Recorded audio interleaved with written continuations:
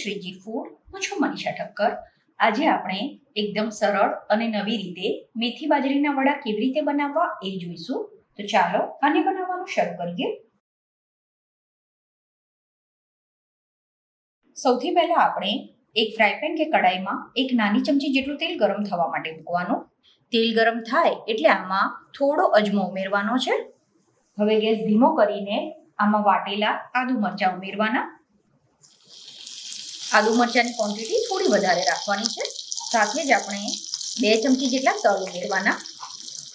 હવે વઘારમાં જ આપણે મસાલા કરવાના છે. તો સૌથી પહેલા થોડી હળદર ઉમેરી દઈશું. આની સાથે જ થોડું લાલ મરચું. આપણે આદુ મરચાં ઉમેર્યા છે એટલે લાલ મરચાંની ક્વોન્ટિટી થોડી જ લેવાની છે. મીઠું અત્યારે આપણે નથી ઉમેરવાનું. પહેલા મસાલાને મિક્સ કરી દેવાના છે.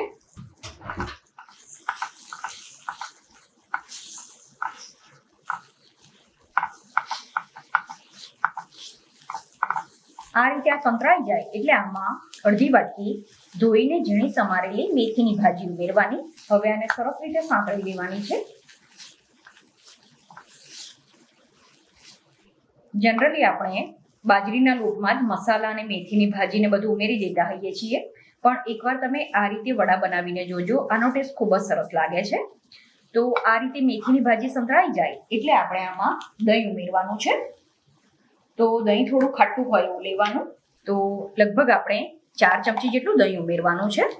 અને દહીંની સાથે જ આપણે 2 નાની ચમચી જેટલો ગોળનો ભૂકો ઉમેરી દેવાનો.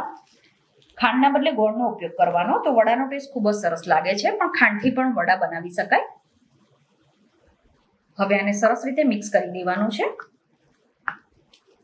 ગોળનો બને ત્યાં સુધી ભૂકો કે ગોળને સમારીને જ ઉપયોગમાં લેવાનો, જેથી એ સરસ રીતે મિક્સ થઈ જશે. હવે ગેસ બંધ કરી દઈશું અને ગોળની જો કોઈ નાની કણી રહી ગઈ હોય તો એને સ્પેચ્યુલાથી આમાં મિક્સ કરી દેવાની છે. હવે જો મીઠું કેટલું યુઝ કરવું એનો અંદાજ તમને આમાં આવે તો આમાં ઉમેરી શકો, અથવા તો કોરો લોટ જે લઈએ એમાં મીઠું ઉમેરી દેવાનું. તો અત્યારે મેં આમાં મીઠું નથી ઉમેર્યું.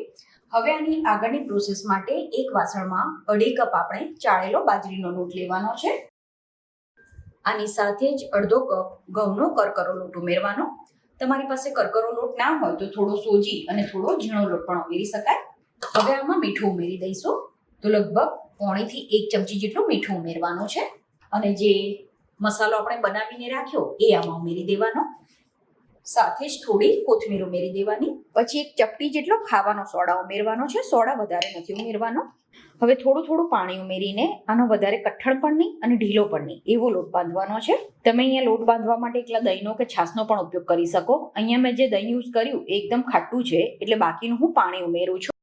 ફ્રેન્ડ્સ, આની સાથે જ મેં ચેનલ ઉપર સાતમના રિલેટેડ બીજી પણ ઘણી બધી અલગ અલગ રેસીપી તમારી સાથે શેર કરી છે. અને ડિસ્ક્રિપ્શન બોક્સમાં મેની લિંક પણ આપી છે, તો ત્યાંથી તમને બીજી રેસીપી જોવા મળી જશે. તો લોટ સરસ રીતે બંધાઈ ગયો છે. આ રીતે લોટ બંધાઈ જાય એટલે થોડું તેલ ઉમેરીને લોટને આપણે મસળી લેવાનો છે. હવે લોટને ઢાંકીને આપણે 10 થી 15 મિનિટ માટે રહેવા દેવાનો. 10 મિનિટ પછી લોટમાંથી થોડું મિશ્રણ લેવાનું અને આ રીતે 2 હાથથી દબાવીને વડા બનાવવાના છે. હવે વડાની ઉપર સહેજ પાણી લગાવી દેવાનું અને આના ઉપર તલ લગાવી દેવાના છે. ઓપ્શનલ છે, તમારે આની ઉપર તલ ના લગાવવા હોય તો એમ જ પણ તમે વડા બનાવી શકો છો. તો આ રીતે આપણે વડા બનાવીને તૈયાર કરવાના. હવે હું તમને બીજી મેથડ પણ બતાવી દઉં. બીજી મેથડ માટે તમારે ચોપિંગ બોર્ડ કે પાટલી લેવાની અને આના ઉપર સહેજ ભીનું હોય એવું કપડું પાથરવાનું. પછી સેમ એ જ રીતે આપણે થોડું મિશ્રણ લેવાનું છે. હવે આ ભીનું કપડું જ આના ઉપર આપણે ઢાંકી દઈશું અને વાટકીની મદદથી કે ડીશની મદદથી આ રીતે તમારે વડાને દબાવી દેવાનું. તો તમારે જાડા કે પાતળા જેવા વડા બનાવવા હોય એ પ્રમાણે તમારે વડા બનાવવાના. પછી થોડું પાણી લગાવી દઈશું અને સેમ એ જ રીતે થોડા તલ લગાવી દેવાના છે. પછી વડાને આપણે આ રીતે કપડામાંથી અલગ કરી દેવાનું.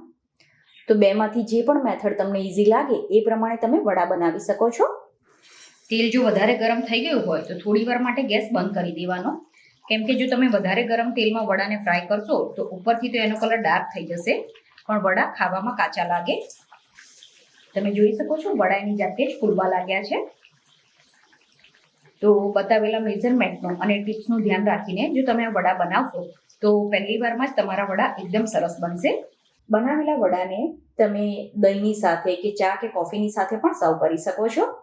આ વડા એકદમ ઠંડા થઈ જાય એ પછી તમે એને ડબ્બામાં ભરીને બહાર જ 2 થી 3 દિવસ સુધી સ્ટોર કરી શકો છો.